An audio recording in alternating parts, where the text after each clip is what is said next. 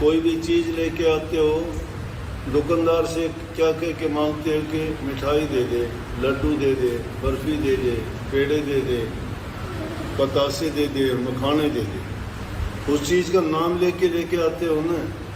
और यहाँ जब अंदर आते ही तुमसे पूछते हो कि क्या लाए हो, कि प्रसाद लाया हो। केले लाए तो प्रसाद कहते हो, सेब लाए तो प्रसाद कहते हो, मिठाई लाए तो प्रसाद कहते हो। जो भी चीज़ लेके आते हो प्रसाद। बाहर जो चीज़ अलग अलग नाम से थी वो दरबार में आते ही प्रसाद होती है। और यहाँ से जो प्रसाद रूप में सेवकों को, सत्संगियों को, आने वाले लोगों को मिलता है, वो प्रसाद उनके लिए एक प्रकार की औषधि, दूसरे नंबर का वरदान, और तीसरा वो हर प्रकार की उनके लिए खुशी देने वाली, बरकत देने वाली, फ़ायदा करने वाली वो औषधि और वस्तु है जिसको पाके सेवक धन्य हो गए। आप कैसे कह सकते हो ये बात? दरबार के तो वो सब भिखारी हैं, सब जग मांगना हारा, सतगुरु से दाता कोई नहीं। सब जग मांगने वाला है। इसीलिए कभी ये ना सोचो गुरु कभी किसी का चढ़ावा, पूजा या गलत तरीके से आए पैसे धन को सत्संगियों में नहीं लगाते। जब वो सत्संगियों से ये प्रेज करवाते हैं कि किसी का हेरा फेरी का, चालाकी का, भ्रष्टाचार का, लूट खसूट का, झूठ कपट का, कमाई की चीज़ दरबार में ना लगाओ। आम अपने घरों में भी बच्चों को ना लेके दो वो चीज़ें। अपनी कमाई जो मेहनत करते हो वो बच्चों को खिलाओगे तो ही उनके भाव विचार पवित्र रहेंगे।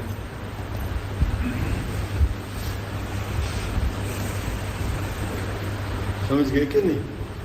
हाँ, इसलिए कभी ये छोटे विचार मन में ना लेके आओ कभी भी। संतों के दरबार में तो लेने के लिए आते हैं। कितनी बार जो अच्छे सत्संगी देखे और कोई नहीं तो वो चीज़ को बदलवा लेते हैं कि ये चीज़ आप ले लो, ये मुझे दे दो, क्योंकि वो उस चीज़ को प्रसाद सोचते हैं कि जिन पर सतगुरु की दृष्टि पड़ी है या सतगुरु ने उस चीज़ को प्रयोग किया है, तो जिस पर दृष्टि पड़ी है वो चीज़ पवित्र हो जाती है। समझ गए?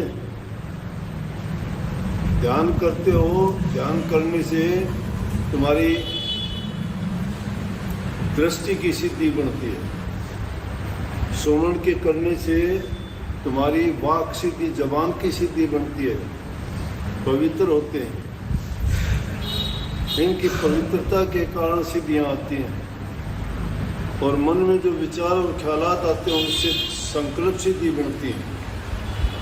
इसलिए नाम का सुमरण करना, ध्यान करना, ये बताते हैं कि नाम का सुमरण करोगे ना, उस सुमरण के करने से मन की शक्तियाँ एकाग्र होंगी। आँखों को बंद करने से तुम्हारी दृष्टि की सिद्धि होगी। महाभारत के युद्ध में धृतराष्ट्र तो जन्म से अंधा था, लेकिन गांधारी जन्म से अंधी नहीं थी। उसने तो प्रण किया था कि जब मेरा पति नहीं देख सकता तो मैं भी इन आंखों से कुछ नहीं देखूंगी। उसने पट्टी बांध ली और पट्टी बांधने के कारण उसकी दृष्टि की इतनी सिद्धि हो गई थी कि क्यों खर्च हो ही नहीं आंख बंद करने के कारण। जब महाभारत का युद्ध होने वाला था तो गांधारी ने दुर्योधन को कहा, उसको पता था कि युद्ध होगा, पांडव ज़्यादा बलवान हैं और दुर्योधन नहीं जीत पाएगा उनसे, लेकिन कम से कम ऐसा तो कर दूं उसको कि उसको वो मार ना सके जान से। और ऐसा कब कर सकती हूँ? उसने उसको बुला के कहा कि बेटा युद्ध में जाने से पहले एक बार अपने सारे कपड़े उतार के, मतलब कहने का नंगा होके मेरे सामने आना। मैं तेरे ऊपर अपनी पट्टी हटा के दृष्टि डालूंगी, जिसके कारण तेरा शरीर बज्जर का हो जाएगा, दुश्मन तुझे मार नहीं सकेगा। युद्ध में जाने लगा, वैसा ही किया। लेकिन श्री कृष्ण जी जानते थे सब कुछ, वो तो त्रिकालदर्शी थे। कृष्ण जी ने रास्ते में खड़े हो गए, जिस रास्ते से वो अपनी माँ से मिलने के लिए चला नंगा होके। कहने लगे, दुर्योधन ये क्या हाल आपका, इस अवस्था में कहाँ चले? बोले, मेरी माता जी के पास जा रहा हूँ, गांधारी माता ने मुझे बुलाया।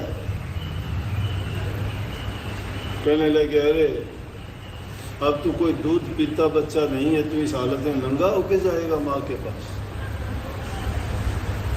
छोटा बच्चा तो नहीं है ना तुम, लज्जा आएगी। कम से कम कोई कपड़ा अपने गुप्त अंगों पर डाल ले, जिसके कारण जो है शर्मिंदा ना होना पड़े। श्री कृष्ण जी ने उनको ये कहा तो उन्होंने एक छोटा कपड़ा अपने, जैसे हम कोई लंगोट बांध लें या कोई कच्छा पहन लें, इस तरह से उन्होंने उन गुप्त अंगों को ढांप दिया। और माता के सामने गया, बोली, बेटा आ गया? दुर्योधन कहने लगे, हाँ माता जी आ गया। बोला, मैं पट्टी खोलती हूँ, सामने खड़े हो गया। पट्टी खोली, उसकी तरफ दृष्टि डाली, बोली, अरे दुष्ट, ये क्या किया तूने? ये यहाँ पे तूने कपड़ा क्यों बांध दिया? बोला कि बस माता जी, मुझे ये लगा कि माँ के सामने नंगा कैसे जाऊँगा, अब इतना छोटा बच्चा तो नहीं हूँ। कहने लगी, मूर्ख, तेरा पूरा शरीर बज्र का होगा, चाहे कोई कितने प्रहार करो, किसी भी हथियार से, औजार से तेरे ऊपर अगर कोई भी वार करेगा तो घायल भी नहीं होगा। बज्र का शरीर है तेरा। जिस पर मेरी दृष्टि पड़ी है, लेकिन जहाँ तूने कपड़ा बांध लिया उस जगह पर कच्चा शरीर रह गया तेरा। अगर वहाँ वार किया तो तेरी मौत हो सकती है। जब युद्ध के मैदान में युद्ध होया, महाभारत का युद्ध 18 दिन तक चला। 56 करोड़ यदुवंशियों का नाश हुआ, बड़े बड़े योद्धा मारे गए, बड़े राजा मारे गए, सब के सब कौरवों का नाश हो गया। दुर्योधन ताकतवर था, बलवान था, फिर उसका शरीर भी उसकी माँ ने बज्र का बना दिया था। युद्ध में लड़ते हुए उसको पता था, किसी को भी ये बात नहीं पता था। कृष्ण जी ने कहा फिर आखिर में, जब वो किसी तरह भी काबू में नहीं आया योद्धाओं के, पांडवों के, तो उनको बताया कि अरे इसको मारना चाहते हैं तो इसकी जंगा पर वार करो। जब तक वहाँ वार नहीं करोगे तो इससे कोई असर नहीं होने वाला, शरीर पर कितने ही वार करो। जब उसकी जंगा पर वार किया तब जाके दुर्योधन का अंत हुआ था। दृष्टि में ऐसी शक्ति और ऐसी सिद्धि होती है, पूरी उम्र उन्होंने उस दृष्टि से कोई काम नहीं किया। इसलिए आप लोगों से हम कहते हैं कि ध्यान किया करो। आंखें बंद करके जब ध्यान करोगे तो तुम्हें जितना समय उसमें लगाओगे उसके कारण तुम्हारी दृष्टि में भी सिद्धि होगी। इन आँखों के रंग देखे हैं क्या? किसी की तरफ प्यार से देखते हो तुम्हारी आंखें बता देती हैं। तुम्हारे दिल में दया आती है तो ये आंसू छलका देती हैं। जब कोई दुख और कष्ट होता है तो तुम्हारी आंखों में से दूसरी तरह का आंसू निकलते हैं। जब तुम्हारी आंखों में क्रोध झलकता है तो इसमें से लाली टपकती है, तुम्हें पता लग जाता है ये क्रोध है। जब तुम्हारे दिल में किसी के प्रति कोई अफसोस होता है तो इन आंखों की देखोगे तो कुछ और ही प्रकार का रंग बदला हुआ मिलेगा। इन आंखों में दया है, हया है, शर्म है, और दुख, पीड़ा, खुशी जब होती है तो आंखें भी हंसती हैं इंसान की। चाहे पर्दा डाल के देख लेना, अगर नीचे से हंसोगे तो हमारी आंखें भी हंसेंगी। इंसान की आंखों की तरफ देखने से ही तुम्हें पता लग जाएगा कि वो तुमसे मिलना चाहता है, तुमसे बोलना चाहता है, तुमसे कुछ कहना चाहता है। क्या कहना चाहता है वो भी दृष्टि बता देगी। गुस्से की बात है तो लाल होंगी, प्यार की बात है तो आंखों से प्यार झलकेगा, अगर दया और पीड़ा तुम्हारे लिए है तो तुम्हारी आंखों में पानी से टप दबा जाएंगी। वो होता है कि नहीं ऐसा? इन आंखों में बहुत गुण हैं, इसीलिए अगर तुम ध्यान करो तो वो शक्ति तुम एकत्रित कर सकते हो। परंतु ये बातें थोड़े से टाइम में तो बताई नहीं जाती। नित्य प्रति के जो सत्संग होते हैं उनमें कितने अच्छे ढंग से समझाया और बताया जाता है। अगर तुम उस बात को मानो, उन पर आचरण करो और उसी तरह से अगर आप अभ्यास करो तो आप खुद इस चीज़ को पालोगे। क्यों कहते हैं संतों के सामने जाके जी दृष्टि डाल दो। दृष्टि डालने से प्रसाद बनता है, प्रसाद एक तरह से नहीं होता। दृष्टि डालने से, दृष्टि भी तवज्जो होता है, विशेष रूप से किसी चीज़ पर दृष्टि डालना। वो वैसी ही दृष्टि है जैसे गंधारी जैसी। अगर वो दृष्टि ध्यान में से संत सदगुरु उठते हैं और उस टाइम पे अगर वो दृष्टि किसी पर पड़ जाती है तो निहाल कर देती है और जन्म जन्म के पापों को काट देती है। संतों की दृष्टि से प्रसाद बन जाता है, हाथ के छूने से प्रसाद बन जाता है, लिप लगाने से, झूठा करने से प्रसाद बन जाता है, उनको स्पर्श करने से भी प्रसाद बन जाता है। और आशीर्वाद लेने है तो कहना ही क्या है, सिर पर हाथ रखा जाए तो सब प्रकार का ही उसको सब कुछ मिल जाता है। तो बहुत कुछ है, इंसान अगर उसको सोचने का प्रयास तो नहीं करते, टाइम कहाँ मिलता है। तो इन चीज़ों पर गौर जब करेगा इंसान, जब उसकी दृष्टि उस ओर होगी। हम तो नाम मात्र के तो सत्संग में बैठे दिखाई देते हैं, दृष्टि में कुछ और ही होता है, मन में ख्यालात कुछ और ही होती हैं। कहीं जीवन की समस्याएं हैं, कभी घर गृहस्थी की हैं, तो कभी निजी जीवन के दुख और उसकी मन में चलने वाली जो विचारधारा है वो और ही कुछ सोच रही है। प्रभु की भक्ति के लिए इंसान को एकाग्रचित सब चीज़ों को एक तरफ समेट के रख दोगे जब ध्यान लगेगा। ऐसे नहीं है लगता था, सब चीज़ों को भूल जाओगे।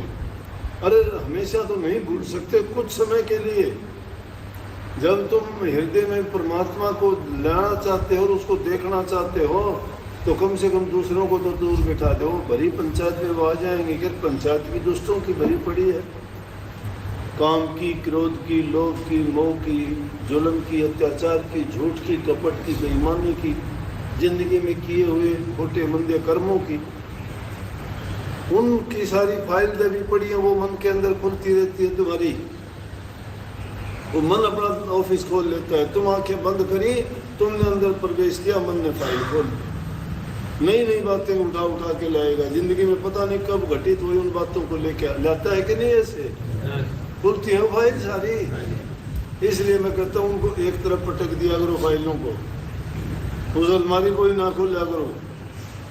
और फिर एकाग्रचित होके, चाहे 5 मिनट भी एकाग्रचित हो जाओगे तब तुम्हें ध्यान का पता लगेगा। ध्यान है क्या, कैसे वो सिद्धि आती है। ऐसे थोड़ी है कि भैया 2 मिनट बैठ लिए, 2 मिनट जबान से राधा स्वामी ओम नमः शिवाय, राम राम धन धन सतगुरु तेरा आसरा, ज्योति निरंजन ओंकार रारंग सोहम सतनाम बोल लिए और हो गया हमारा काम। ऐसे नहीं होता। मेहनत करने वाला शारीरिक मेहनत करता है, उसका पसीना बाहर दिखाई देता है। संतों का पसीना अंदर में सूखता है, जाके वो अंदर में बहता है। उल्टा खून का पानी बनता है, पानी सूख जाता है। ऐसे नहीं, जिस प्रकार से दूध को कट के कितना गाढ़ा बनाते हो, इसी प्रकार से उस सार को निकालने के लिए मंथन करना पड़ता है पूरे शरीर का, विचारों का, जीवन की घटनाओं का, अपने कर्मों का। और उन सब को एक तरफ जब रख के और सिर्फ सतगुरु को, बुल्ले शाह कहते हैं, बुल्ले शाह यार मना ले नहीं तो बाजी ले ले कुत्ते। कुत्ते कौन? कुत्ते ये चीज है कि अपने यार को मना ले, नहीं तो उन्होंने दोनों तरफ से बात कही है। लेकिन समझने वालों के लिए ये है कि ये चीजें, ये कुत्ते नहीं है, ये उत्पात मचाते हैं। इसलिए सोच के थोड़ा समय लगाओ, बेशक घबराओ नहीं। जिंदगी में घटनाएं आती रहती हैं, बहुत कुछ होता है, हर प्रकार के